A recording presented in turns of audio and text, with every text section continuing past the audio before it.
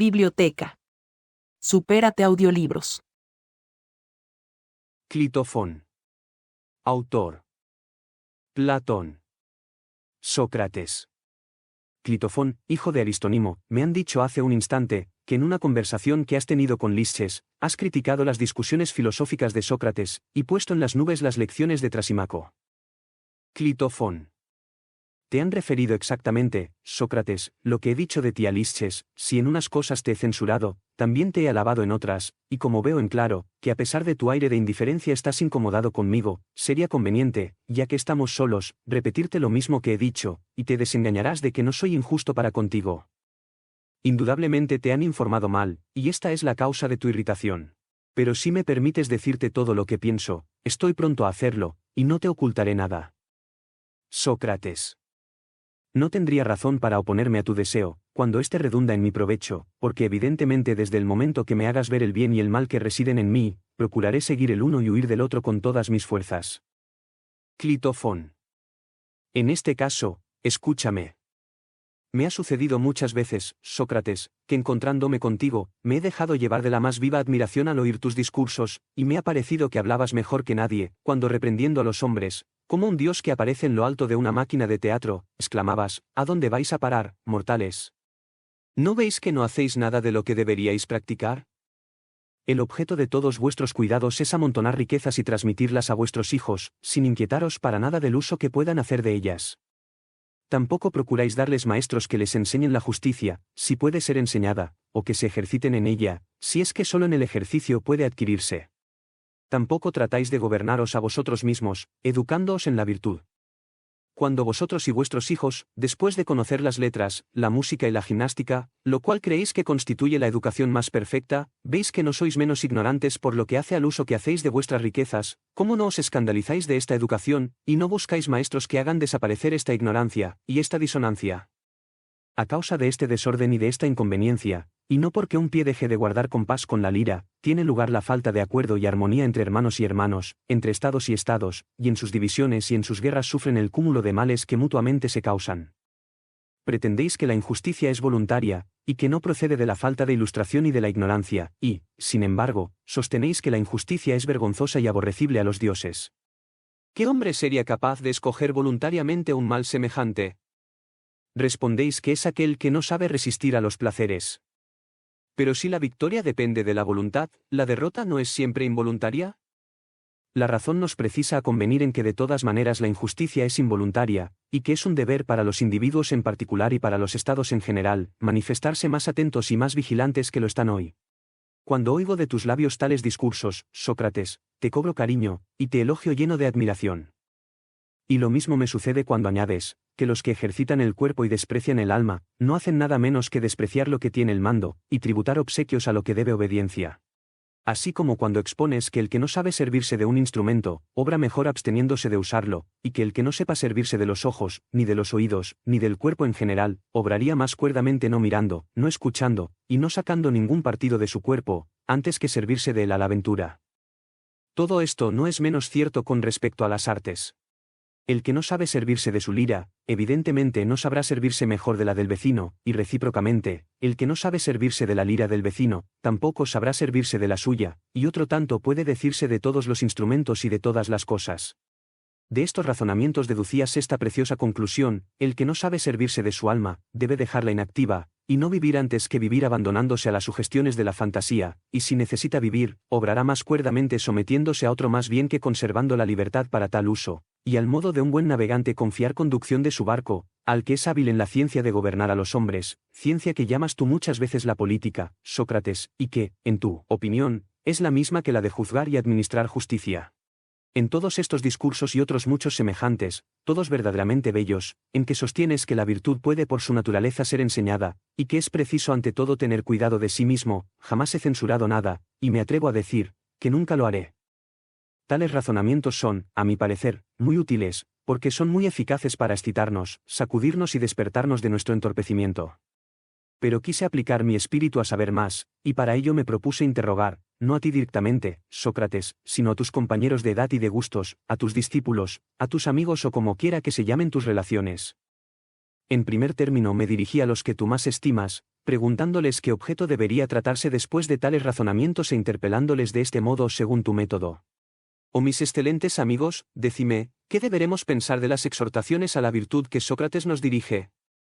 ¿No deberemos pasar de ahí? ¿No deberemos caminar a la práctica de la misma y marchar hacia un fin?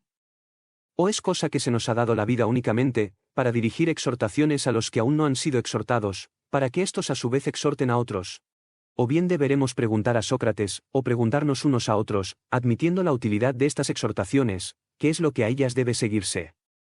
¿Cómo y por dónde comenzaremos el estudio de la justicia?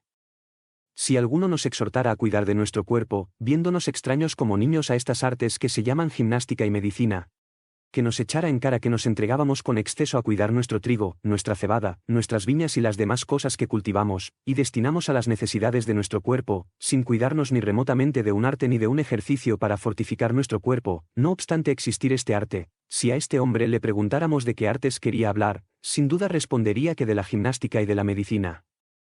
Pero ¿cuál es el arte para educar el alma en la virtud? Responded.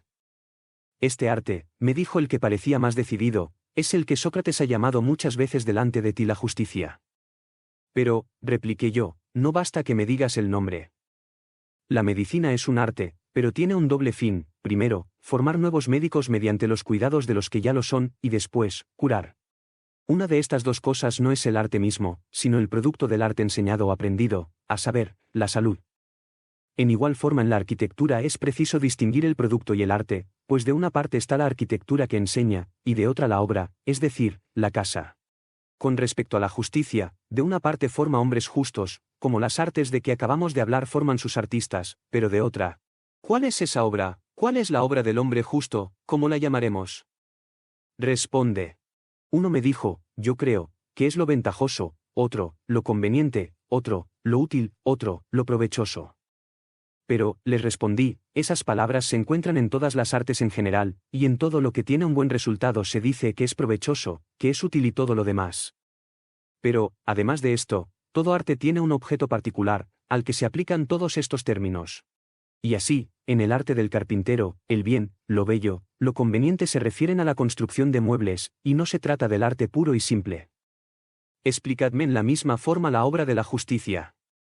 Al fin, uno de tus amigos, Sócrates, que a mi parecer habla con maravillosa elegancia, me respondió, que la obra propia de la justicia, que nada tiene que ver con ninguna de las otras artes, es el establecer la amistad entre los estados. Interrogado sobre la naturaleza de la amistad, declaró, que es un bien, nunca un mal. En cuanto a la amistad entre los niños y los animales, no quiso darle este nombre, cuando le pregunté sobre este punto, porque convino en que estas amistades eran casi siempre más dañosas que buenas, y para evitar esta consecuencia, no quiso llamarlas amistades, reservando este nombre para la mancomunidad de pensamientos. Como se le preguntara, si esta mancomunidad de pensamientos se refería lo mismo a la opinión que a la ciencia, rechazó la opinión, porque no puede negarse, que entre los hombres hay muchas veces lamentables acuerdos de opiniones, y había afirmado que la amistad es siempre un bien y la obra de la justicia, de suerte que debió decir que la conformidad de pensamientos, en este caso, está fundada en la ciencia y de ningún modo en la opinión. Cuando llegamos a este punto embarazoso de la discusión, todos los que estaban presentes se levantaron contra él, exclamando, que esta definición no valía más que las precedentes, y le echaron en cara que la medicina también es cierto acuerdo de pensamientos, y lo mismo las demás artes, y que todas están en el caso de decir cuál es su objeto, que, por el contrario, en cuanto a esa justicia, que él llama un acuerdo de pensamientos, no se sabe ni el objeto que se propone, ni la obra que realiza. Por último, Sócrates, te pregunté a ti mismo. Me has dicho que la justicia consiste en hacer mal a sus enemigos y bien a sus amigos. Posteriormente te ha parecido, que el hombre justo jamás podrá hacer mal a otro, cualquiera que él sea, y que debe procurar más bien ser de todas maneras útil a todo el mundo. Por consiguiente, después de haberte preguntado, no ni dos, sino 1000 veces, he renunciado a hacer vanas súplicas, persuadido de que eres el hombre del mundo más capaz para exhortar a los demás a la virtud, pero que, una de dos cosas, o bien tu poder no pasa de aquí y no se extiende más lejos, lo cual puede suceder en todas las artes.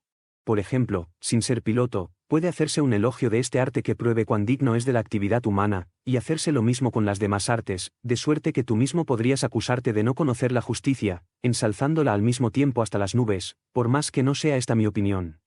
Pero una de dos cosas, digo, o no sabes lo que es la justicia, o no quieres comunicarnos el conocimiento que de ella tienes. He aquí porque iré yo indudablemente en busca de Trasimaco o de cualquiera otro con la esperanza de que me enseñe, a menos que tú consientas poner término a todas esas exhortaciones. Por ejemplo, si me hicieses el elogio de la gimnasia, y me animases a tener cuidado de mi cuerpo, después de tan preciosa exhortación, ¿no me dirías cuál es mi temperamento y cuáles los cuidados de que necesito? Pues obra ahora de la misma manera. Supón que Clitofón te concede que es ridículo ocuparse de todo lo demás y despreciar el alma, objeto verdadero de todos sus cuidados. Supón que yo te he referido todo lo que de esto se sigue y todo lo que acabamos de decir. Ahora, responde a mi pregunta, para que no me vea forzado, como acabo de hacerlo y como lo hice con Lisias, a alabarte en unas cosas y criticarte en otras, porque, lo repito, para el que no ha sido aún exhortado a la virtud eres tú el más precioso de los hombres, pero para el que lo ha sido ya, tú serías quizá un obstáculo que le impidiera llegar al verdadero objeto de la virtud, que es la felicidad. Un saludo y mucha fuerza.